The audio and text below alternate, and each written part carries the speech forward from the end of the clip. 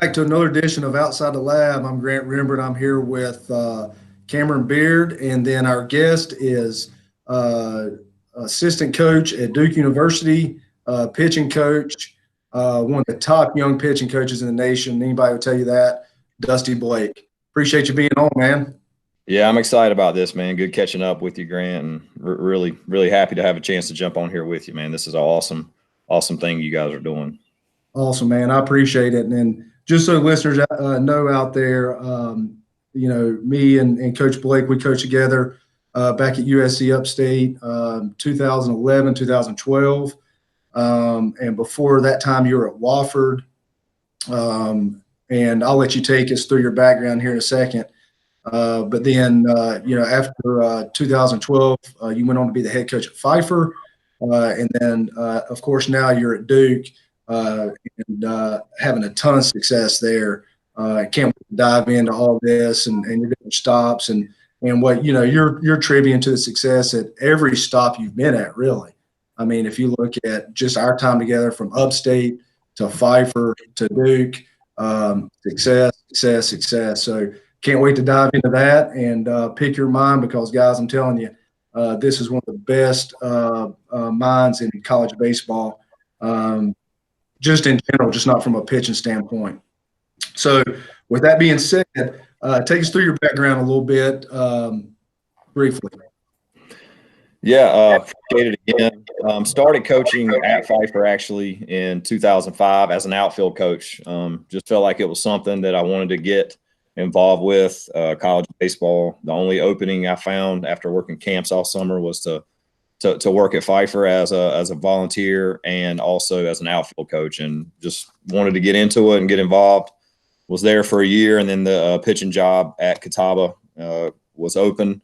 Coach Gant interviewed me and felt like it would be a good fit, so got a chance to jump on the staff with him, who's, again, I'm sure everybody knows how much success that guy has year in and year out, and really good learning opportunity for me to work for him, and then also to be a pitching coach and kind of fall in line with one of my passions there. Stay there for 2 years, and then again, like you mentioned, was at Wofford for about 4 years. Followed that with Upstate, and then just the opportunity to be a head coach is always exciting. You get a chance to run a program, and being on the pitching side of it for so long, having an opportunity to be involved on both sides was something that I felt like I could learn a lot from, and also appreciate and enjoy. And so again, 4 years or 5 years at Pfeiffer as a head coach, got to completely gain a new perspective on the game. Just again, being involved on both sides and being responsible to manage that. And again, the opportunity to work at Duke became available in December of 2017, and it matched up for me and my family. And having known for a number of years, knew running a great program when he was at at Pfeiffer when he was there, and then back at Appalachian before he came to Duke, and everywhere he's been, had a ton of success, and just felt like, again, another good learning opportunity for me to be involved with a really established head coach that I had for, and then coaching staff that's in place now. Still had a lot of respect for those guys, knowing who they were as well, and just a couple good years at Duke so far, and really enjoying it. Yeah, that's there's no question about that, and you're being extremely humble as far as a couple of good years at Duke and who you're working with. Just so everybody knows out there, 2018 Super Regional or played Texas Tech Super Regional. Last year, 2019 Super Regional at Vanderbilt, lost on the third game there. Against a very, very good Vandy team, but you guys had them on the ropes. And Duke is a consistently top 25 program.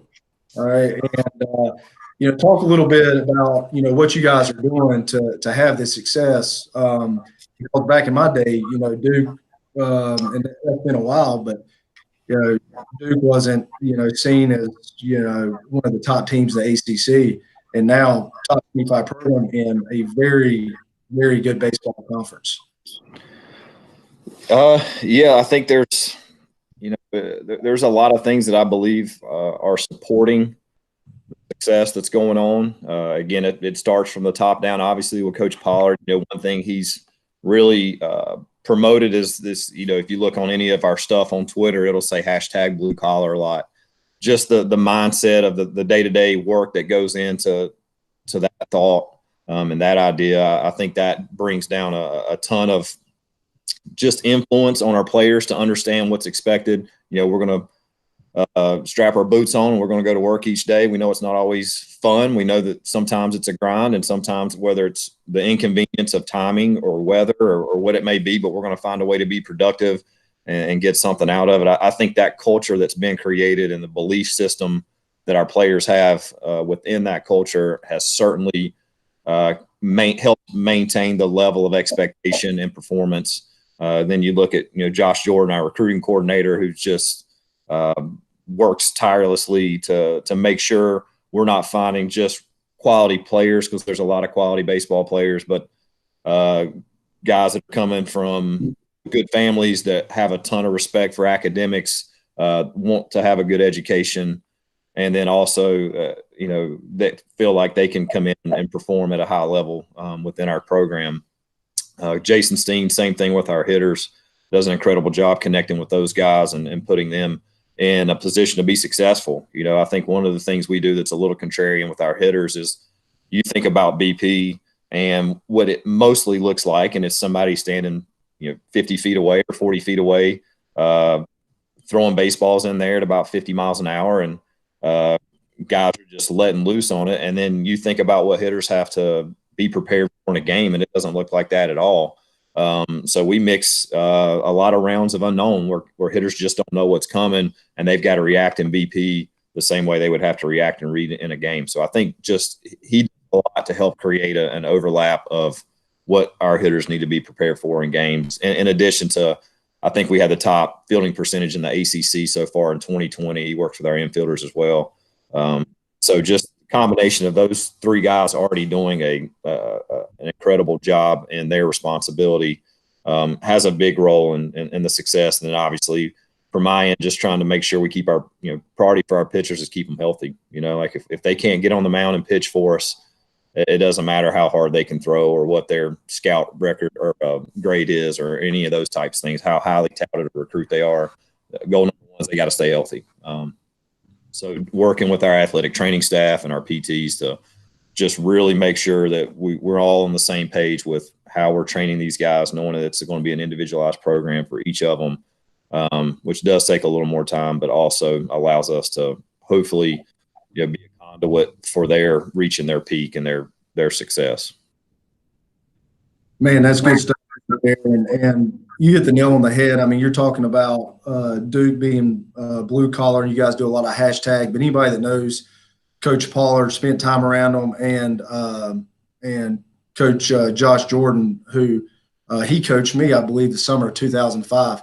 Those guys, and I don't know the hitting coach as well, but those guys are tireless workers. They're known for that. I mean, and so it's got to be tough for a player not to buy into that whenever they're literally from the top down. I mean, it's just not taught. So, again, anybody that knows those guys know they're just not just unbelievable minds and unbelievable coaches, but they work as hard as anybody out there. No question. Yeah, with all that being said, let's talk about player development a little bit.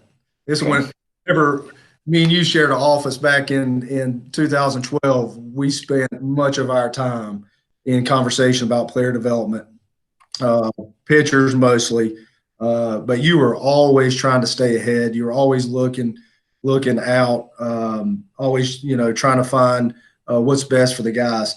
So talk to us a little bit about player development, your approach to it, the different aspects, because there's a lot going on now with technology.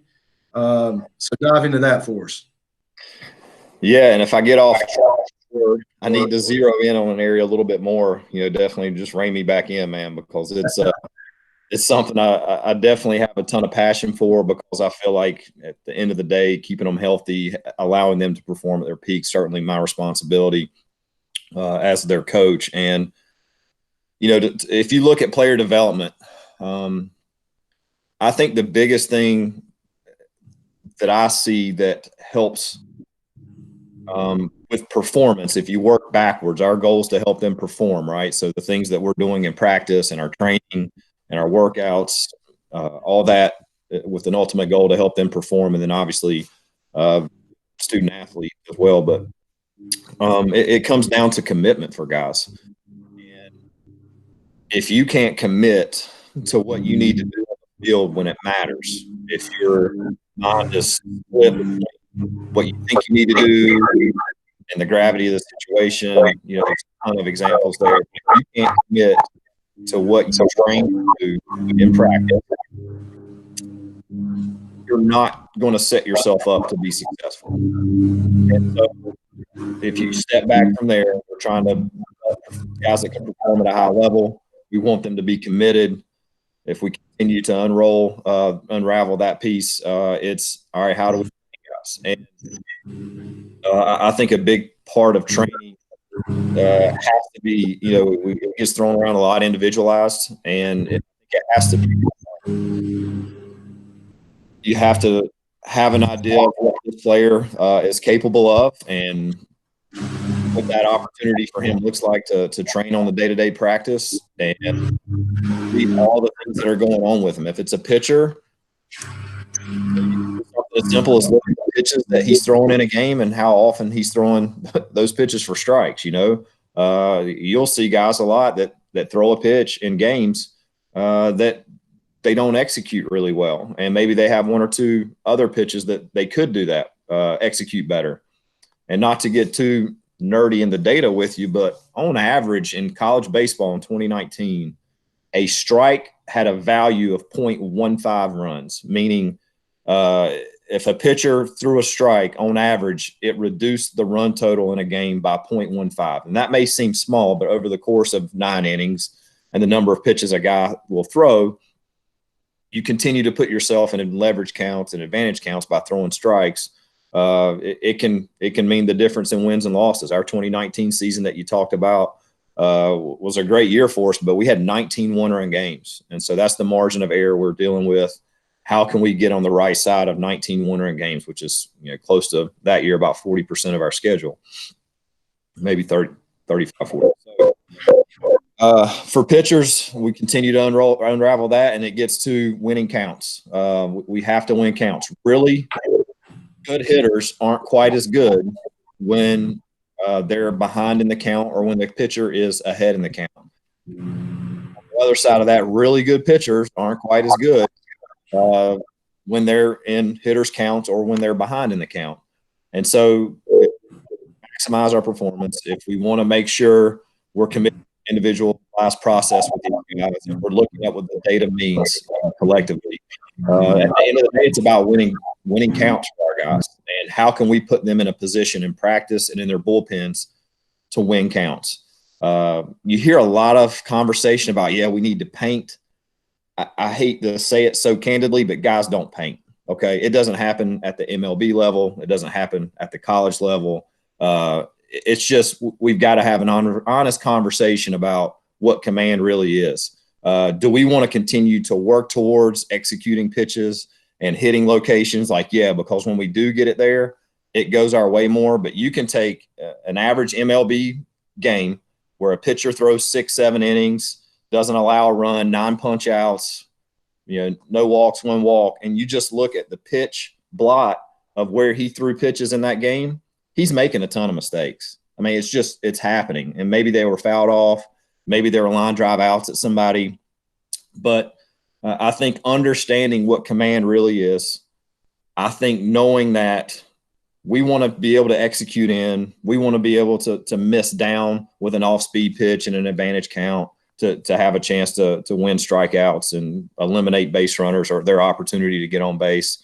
We want to do all these things, but winning counts really puts a lot of things in our favor. If we get away from the idea of painting the black, we just need to think more about paint the white. Okay. Like the white of the plate's much bigger than the black.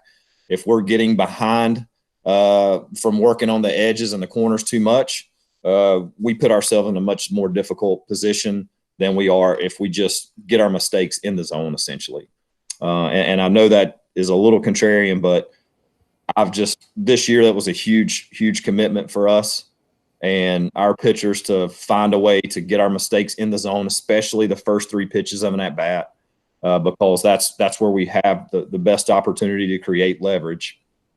And I think we were seeing some pretty good results because it wasn't necessarily a mechanical change that we were reducing our walks this year. It was mostly a commitment to a different approach of, I'm going to stay aggressive. I'm not going to try to aim this pitch. I'm not going to try to guide this pitch. I'm going to rip through it, and I'm going to throw it in a way to where if I miss, it's not going to be on the edge or off the plate. It's still going to be in a position to attack the hitter and put me in an advantage count potentially, or get back in a count. Here's a crazy number for you, okay? And then I'll break here to continue this, but in count for us this year in 2020, okay? In every count, when a pitcher threw a strike, the result of that pitch went the pitcher's way over 90% of the time, okay? Which means it was a foul ball, a take, a swing and miss, or an out, okay? In every count.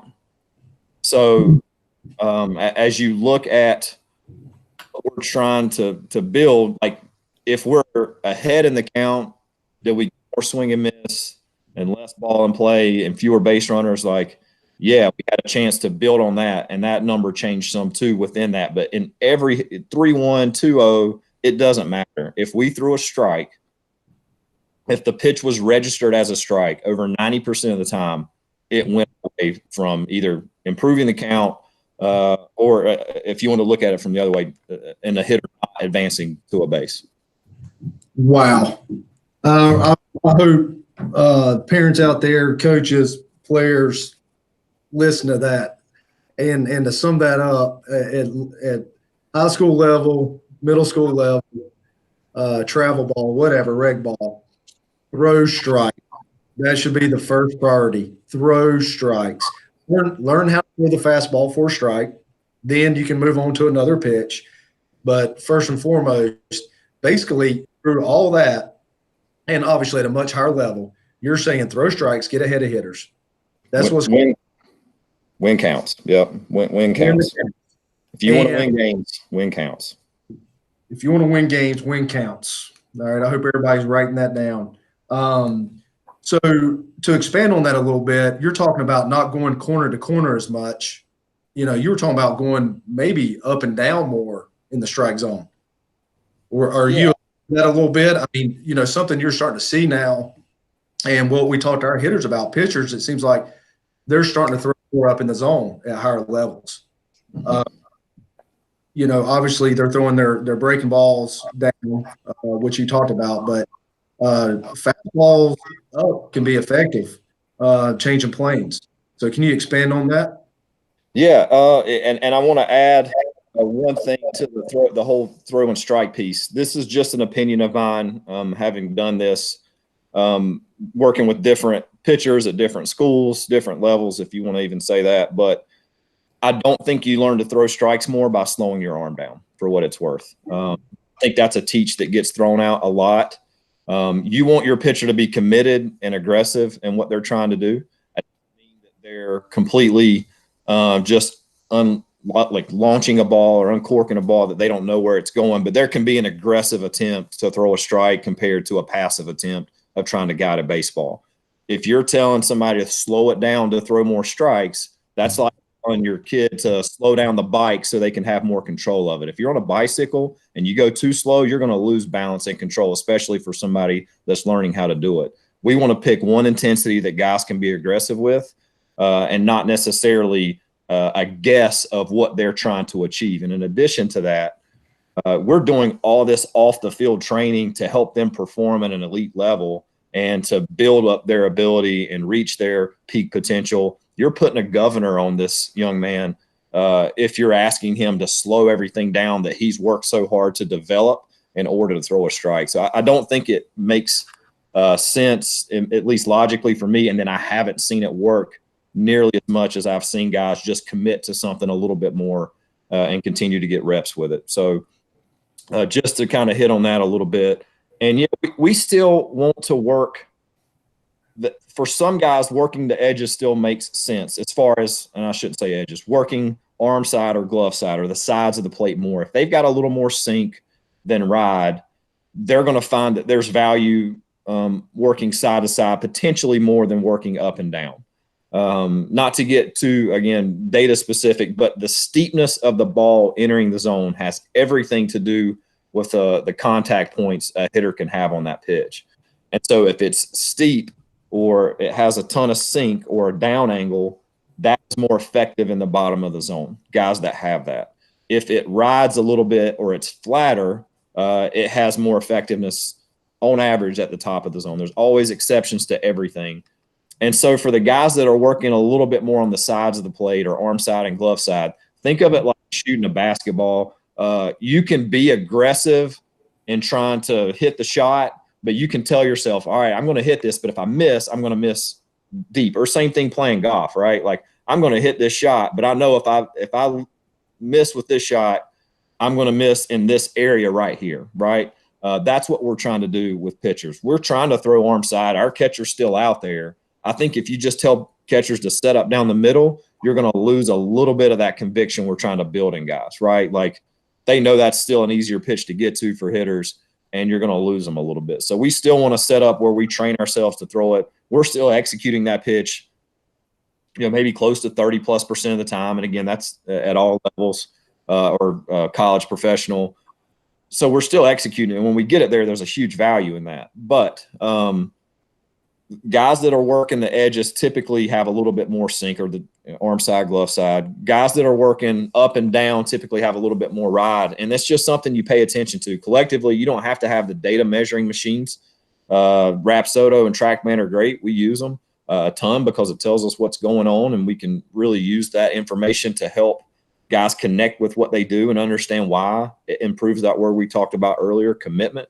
But if you just video your games or your scrimmages, and you see over time where a hitter continues to chase a pitch or swing and miss at a pitch or get really weak ball in play, then that's kind of your answer. There's a great story about Tom Seaver getting ready to come in, and after his pregame bullpen, and his catcher comes up to him and is like, man, your fastball is electric today. And he says, well, Mr. Clemente will tell me if my fastball is electric today.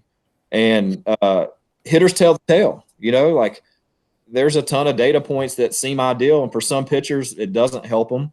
And for other pitchers, they've got a different a level of flight path or trajectory to the plate that the ball takes, and it gives them success based on the other things that are going on. But I think if you watch your pitchers or your games enough, you're going to see where they get swing and miss. And if it's up, then help him get more comfortable throwing it there. You can't just call it there in a game if he hasn't practiced doing that, because these guys don't practice that a lot just in general based on how the game's been played the last 20 years. And so even for our guys that work up in the zone, there's a significant commitment of their bullpen to learn how to be, again, committed to that pitch and not try to guide that pitch a little bit. All right, and let the listeners know how many pitchers you're doing this with. As far as pitching up? No, I'm just talking about in general. How many pitchers do you have on your staff? Yeah, we've got I think we had 18 this year. And really 19. We had a two-way guy. Our first baseman was a two-way guy. So 18 pitcher onlys and then a two-way guy. So it takes a lot. Yeah, that's what I'm trying to get guys out there to understand the amount of work it takes as an assistant coach, in this case a pitching coach.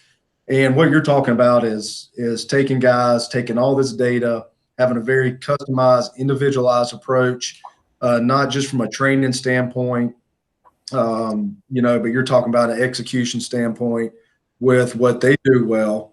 All right, finding ways to get them to expand on that and continue to build in those areas. All right, and then going out there and putting it all together from a staff standpoint.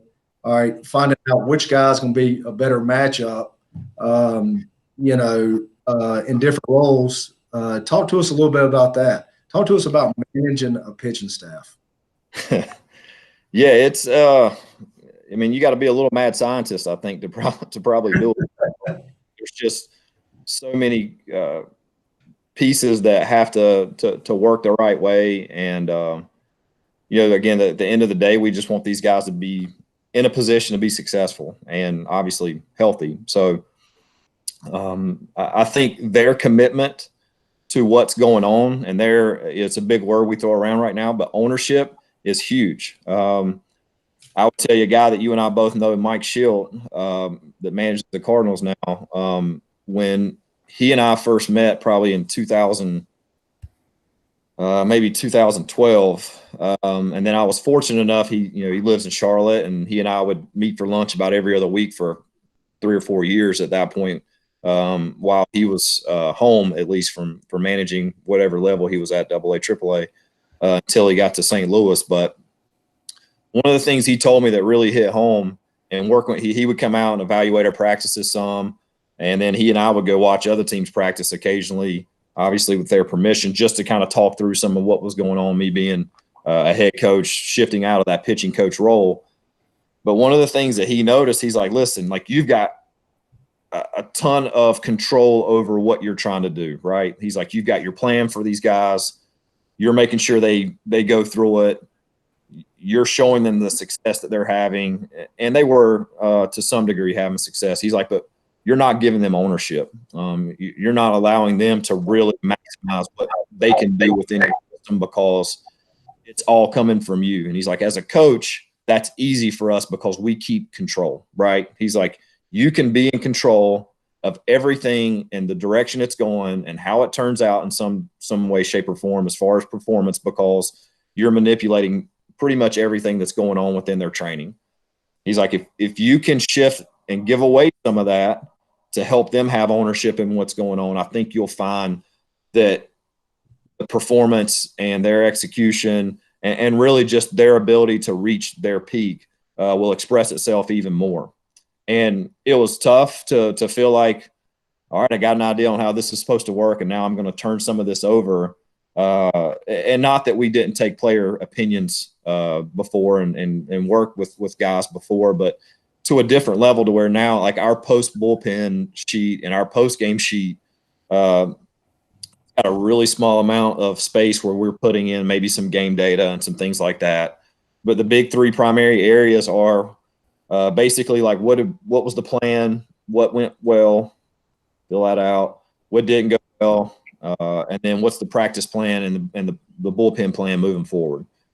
And I really get to see and connect with our pitchers individually on their total perception of what happened, right? There may be things that I noticed that don't overlap with their evaluation, but on the other end, I get a ton of info on how to get on the same page, connect with what they feel. And you learn so much more as a coach because you see the individualization become magnified in these types of settings where they have an opportunity to speak.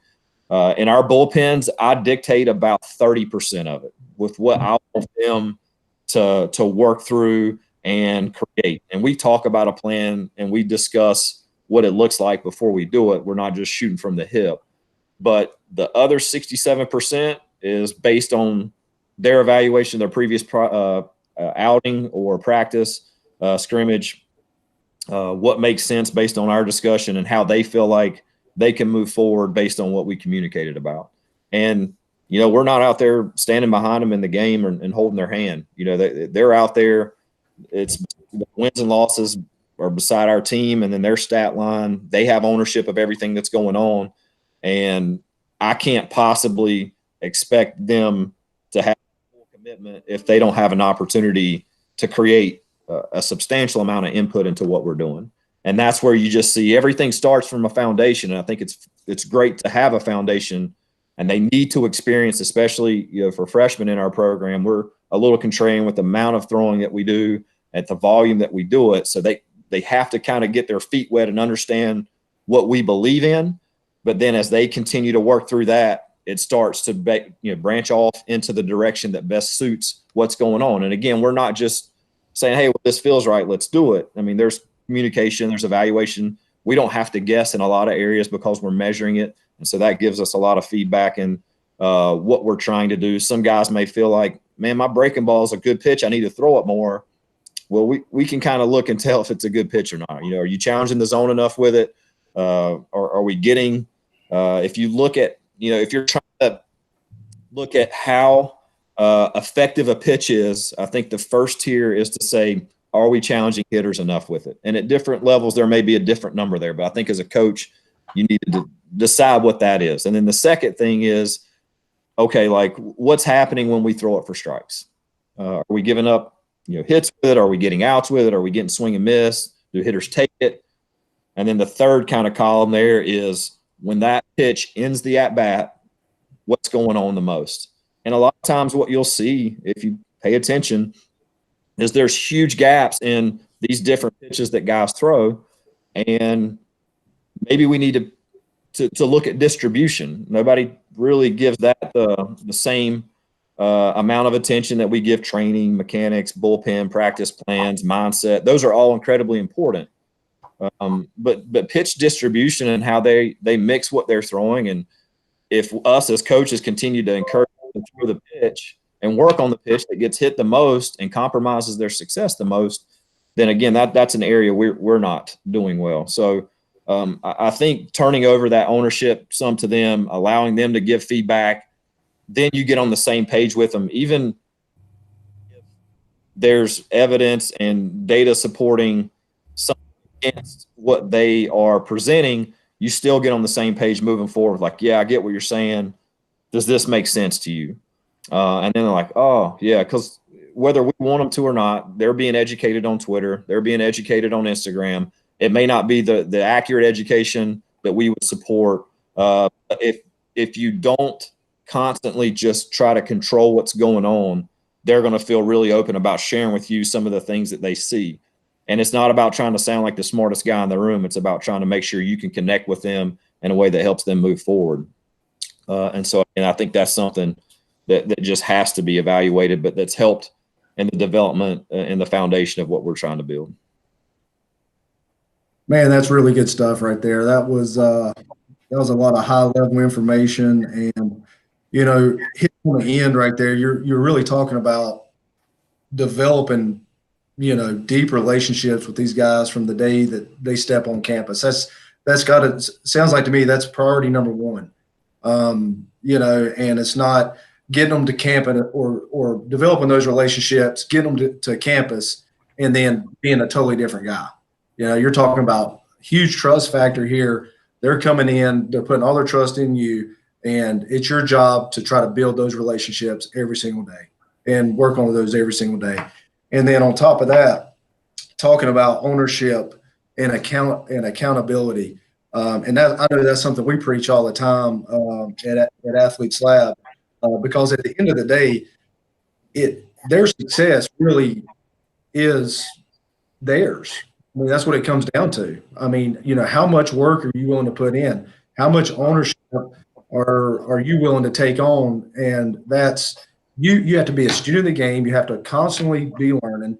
And that's a lot of what you're talking about right there. And that can't happen.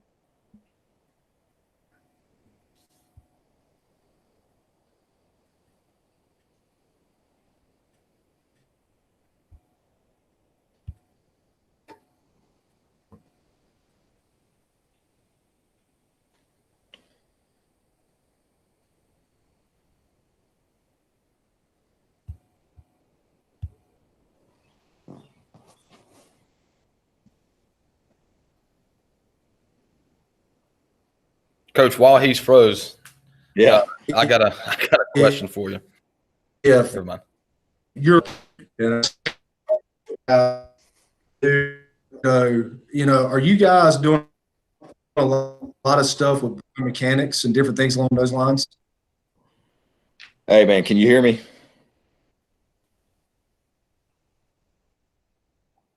Yeah, we missed that. A little bit, man. I didn't want to answer technical that difficulties question wrong. here. I heard the last couple things you said were, are we doing a lot of stuff with mechanics? I don't know if there was anything on the front side of that. It's breaking up. He goes. and are you guys doing anything with biomechanics? There's a increase in it seems like school with bringing in the labs basically. Yeah. Okay. Yeah. So we're using technology as much as we can because, and it may be a little bit different response than some others, but I want to know what guys are doing so I can help them do it way more efficiently. Right. If we can figure out their best version of each pitch and how they move to organize and create that, the technology tells us what's going on a little bit more than what our human eye can see. And then I can help give them guidance in how they created that. And so we're using Edutronic.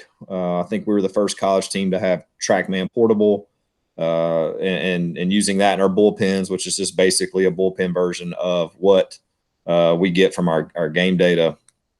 So it allows us to speak the same language. You guys are, I'm sure, familiar with Rapsodo. It's a similar product and what we're trying to get.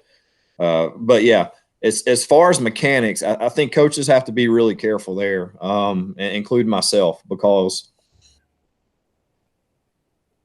there are a lot of opinions on what good mechanics are. And unfortunately, most of them come from video of a guy that's on TV that was really successful.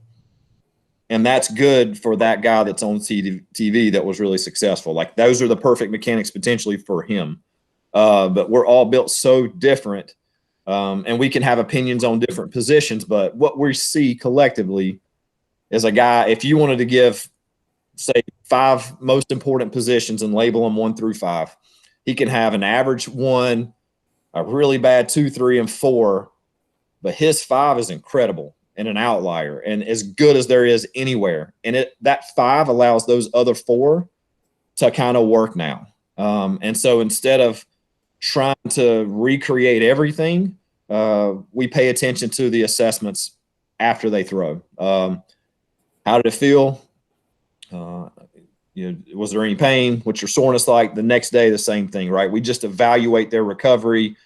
And if 3 pitchers throw a 25-pitch pin, you have 3 different levels of response that next day, right? So if the guy feels, I don't feel anything, well, we're probably heading in the right direction with what he's doing. If I can just create an environment for him to help him continue to try to reproduce the best version of what those pitches are.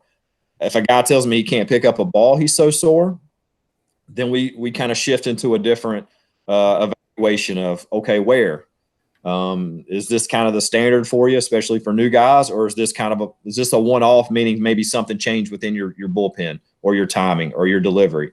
And so you go down a handful of different paths based on that response to develop a conclusion. But they all start, I can tell you a story about a freshman we had last year. We try to promote everyday throwing.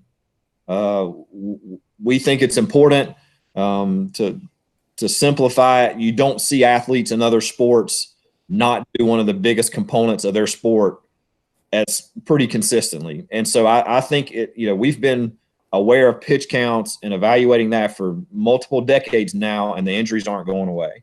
I do think that it's important data, but I think it's more about managing that workload and then allowing these guys to recover, but without creating this roller coaster of intensities. And so we believe in everyday throwing. It doesn't happen overnight. We had a freshman in 2019 that came in that was only throwing about 3 to 4 days a week before he arrived on campus. 10 years ago, I would have been like, sorry, man, this is what we do. Our best guys throw every day. You got to figure it out. I don't care how sore you are, right? And not to be, I can't say 100%, but in my mind, it would have been like, I'm going to show this guy how we do it, and he's going to adapt. Now it's, okay, man, if you need a day off, take one. You need 2, yeah, take 2. But as he continues to work through his adaptation of what we want to achieve, you see that over time he can get there. Now it took this young man until April, okay? And he was just like, Coach, there's just no way I'm going to bounce back quick enough to throw the day after I throw a pin or the day after I throw live. And I'm like, maybe not. Everybody's different. You know me, man. I believe in long toss. I've seen an enormous amount of success come from guys that long toss. we've got 2 guys on our staff right now we don't long toss with because it doesn't fit what gives them the best chance to perform and recover based on potentially some things and how they're built. But so with this young man, we're still working forward. We don't get there in the fall. Spring opens up, and he's definitely one of our better pitchers. But right now, we can only use him once a week, and he's not a starter. And over time, like that puts you in a tough spot with your bullpen. And we get to April, okay, and we're on the road. And he throws Saturday in a game, and he throws about 28 pitches, I want to say. And he comes up to me, he's like, the next day, and I'm like, all right, Jack, what are we doing for your recovery? He's like, I feel good today. And I'm like, yeah, man, I know you feel good for you, but like I know he's like, no, I got it. If we need to get out of a jam, if you need me to go 1 inning, I think I'm there. And I was like, I'll watch you warm up. So I watched him throw and everything, and finally comes back. He's like, Coach, I'm good, man. If you need me for 1 today, I got it. And again, we're in April, so guys are now at a point where they can adapt to throwing back-to-back days if they need to. And, man, he goes out. We put him in with 1 out in the 5th, I want to say. It's as hard as he had thrown all year. He was normally a 90-92 guy. He was 94 touching 95 the day after he had just thrown, okay? So, like, it took us months to get there. But then he became a guy that had adapted to that workload in a way that was safe. We didn't just force him into it. And it paid some benefits for us. He got one of the wins in our regional. Just big. I know if we're trying to prepare these guys for the next level, you'll hear some of those coordinators and farm directors say, yeah, we got to have guys ready to get hot 3 days in a row. And I'm not telling you to do that or challenge that, but I know that's what they need to be prepared to do if they're going to keep playing. And so I don't want to put them in an environment that doesn't support that. But also the safety benefits that we're seeing from guys learning to adapt to throw every day have been incredible. It's just been a really stable environment for our guys to be available when we need them, our starters to be able to go out and start and those types of things. And I think a big part of that is just their ability to adapt to using their arm every day so that it doesn't create this huge intensity roller coaster. Well, there's no question. You're talking about, something you just said right there, the environment. And that's what this is all about. I mean, you're creating an environment, and some things I wrote down and take away. I mean, you're setting standards, you're setting expectations. You have a general plan in place for all the guys and guidelines, but then there's a level of flexibility, all right, for each of these guys, which allowed the young man that you talked about not only to be able to overcome a physical hurdle from throwing, but, at the same time, overcoming a mental hurdle whenever he was ready. Yeah. So he was ready because of the plan in place. A big component there is that trust was built, the structure was there, the guidelines were there, but it was very individualized, customized, and think about the long term, how what that is going to do for him mentally. And so with that being said, I mean, and what I remember, and it's awesome to reconnect, because something we always talked about were books. All right. Oh, yeah. Always reading. And anybody that knows you, you're a student of the game. All right. And you have to be a student of the game to stay on top of it and move ahead. Let's talk about books. All right. What books do you like out there right now? Let me know. I want to read some. Yeah, I think that's man. So personally, I think one of the books that helped change my focus a little bit is a book called Checklist Manifesto, and I think guys have heard me talk about it. Twitter. It's written by an author who is a Harvard med school professor and surgeon up in Boston. His name's Atul Gawande. And one of the things that really kind of hit me reading it, it says there's 2 types of failure, of ignorance and ineptitude. And we don't like hearing probably either of those words describe us. But in this book, the failure of ignorance is we just don't have enough information, right? We don't have the information available to make a better decision. It's not always going to go our way. And this goes into like the idea of managing a practice or a bullpen or a plan for a pitcher or any player to be, or any level of business or industry. But the failure of ineptitude is when we have the information right in front of us and we didn't organize it well enough to take advantage of it. And so if I keep calling a pitch for a pitcher that leads to him getting hit or throwing pitches out of the zone and putting himself behind in the count, yeah, you can blame him for not executing it, but that's on me. You know, like I've got information that suggests this is not a pitch that we need to challenge guys with in this count, or if we're behind and I keep encouraging him to throw it, that's a failure of ineptitude. And so that was one of the first things that really helped me start to organize a little bit more of all this data we have. And I'm lucky to be where I'm at with the resources we have with the, you know, we do assessments of range of motion, mobility, all those types of things. We do assessments on their ability to command each pitch. We're looking at all this TrackMan data from all their outings. And so it's great. But now if I don't take advantage of it and use it in a way that helps these guys perform, then I'm going to fail them tremendously from this ineptitude standpoint. But it gets into that a little bit. And then ultimately how to structure a checklist to make sure as we continue to grow all this volume of data and information that we aren't leaving something out that could connect with a player within our responsibility. And in this book, they're using the medical community, obviously, and some things that may happen during a surgery. But they're also talking about building skyscrapers, aviation, and a handful of other areas that this same principle connects with. So I would say for me personally, that was one that connected really well. For our players, and I make our pitchers read. I've been doing this for a few years now, even before I got to do. I just think it helps, again, help me connect with them and our team connect with them. So this year I gave our 4 kind of upperclassmen returners that had a big role for us last year, a book called The Culture Code. I asked them to read through it. It's written by Daniel Coyle.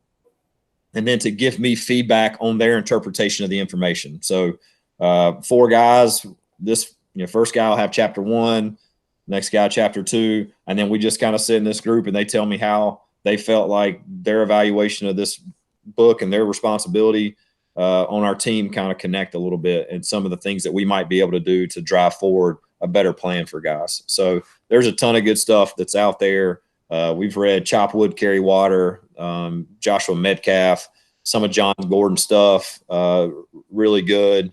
I think if you're a coach or you coach older players, a book Can't Hurt Me by David Goggins and learning leadership. It's got some language in it, but at the same time, it's illustrating his point of how to help individuals take ownership and reach their max. And then maybe one more that's really good that you hear a lot about. It's called Legacy by James Kerr. And it's talking about the New Zealand rugby team, the All Blacks, and their ability to be so successful each year, and how it starts with culture and leadership. And they don't ask the rookies and the new guys to sweep the sheds. Their older captains are the guys that are kind of cleaning up after everybody, and just kind of demonstrating what it means to take care of everybody kind of under your watch. Well, that's a good right there, and I just keep going back, and we all talk about it. We all talk about culture, we all talk about growth, we all talk about building relationships. If anybody listen to you talk for the past 45 minutes, you're giving us great insight on how to do it. Many different aspects of it, and there's one thing to talk about it. There's another thing to deliver on it. And I think that's a tribute to your success at basically every stop that you've been at. And for me, I was fortunate enough to be a colleague and to see it firsthand. I guess a little younger version of you, but the same thought process. There's no question about it. I can't thank you enough for coming on, and we're going to have to do a follow up to this Sure. and commit you to it. I'm in. I appreciate it, man. But I'm going to turn it to Coach Beard. Coach Beard, real quick, Coach Beard played at Catawba, as everybody knows on here, and Coach Blake coached at Catawba. So, we talk about a very successful program at Catawba. And let's talk about Coach Gann a little bit. And I know the culture. Let's go back to culture. But, let's talk about some of the things that from your perspective, you two guys saw that is really a tribute to the success and continued success down there. Yeah, I guess I was there in 06 and 07, so it's been a little bit a time between my experience with Coach Gann, but he was the same guy every day. I think that was something that was really helpful for me to see, and then for our players to understand. Like it didn't matter kind of what was going on if we just swept 2 weekends in a row. It wasn't going to get easier or lightened up, or all right, we got this figured out now, guys, and more talk. It was all about action and a plan and showing up every day and kind of going to work. And it's, again, a little similar to, I'd say, what we're doing at Duke right now. But that was just something I appreciated. You didn't have these shifts in the expectation of what a practice would look like or what your pregame would look like because of maybe what had just happened, good or bad, the game before, the week before. It was all about working towards a goal, having a plan for it, and then really just the buy-in to executing that plan and not getting sidetracked on something not going our way or stumbling your toe along the way. So I felt like for me, it was just great to see a guy that, one, again, common theme among all these coaches I had a chance to learn from, working their butt off and having just as big a commitment to being successful as they're asking their players to have, but also to just demonstrating the same guy every day and how to come to a practice or a game with the right preparation and plan to be successful, regardless of if it didn't go our way or if we're winning 10 games in a row. Yeah, I agree with that. That consistency was always there. And you're right. It didn't matter if Newberry had just taken 2 out of 3 from you, or you had just gone to Tusculum or somewhere and swept. That next Monday, it was the same. It was the same thing and the same mindset. And you're right. Coach Gant and Coach Lohman and all of those guys there really modeled that too. I mean, you're talking about work ethic. Never seen somebody work so hard on a field as Coach Gant. Never seen coaches work as hard in the weight room while we're going through the workout as those guys. So definitely modeled it. The other thing from a player perspective is, and some of this may have shifted a little bit, but at the time I was there, most of us were guys right out of high school, guys who had a chance to really grow together for 4 years. And I'm telling you, I think that it really kind of models what the whole campus is about, being such a small place and tight, connected place that, by the time we were sophomores, juniors, and seniors, we had such camaraderie that I think that played as much a part on the field as anything. I mean, I think about the 2012 team we had that ended up winning the Southeast Regional and going to Cary. I don't know that was the most talented team we had in 4 years that I was there, but I do know that by the end was probably the most connected team. So that was really special too. And again, that's not by accident. That's something that Coach Gant and Coach Lohman, those guys are creating and fostering on a daily basis, just with how we went about things. So very cool. That's good stuff, man. Coach Blake, can't thank you enough. Valuable information. This was great stuff for our listeners, and I can't wait to have you back on. And for everybody out there, you guys stay tuned, and we'll be back on Wednesday for another edition of Outside the Lab. Thank you again.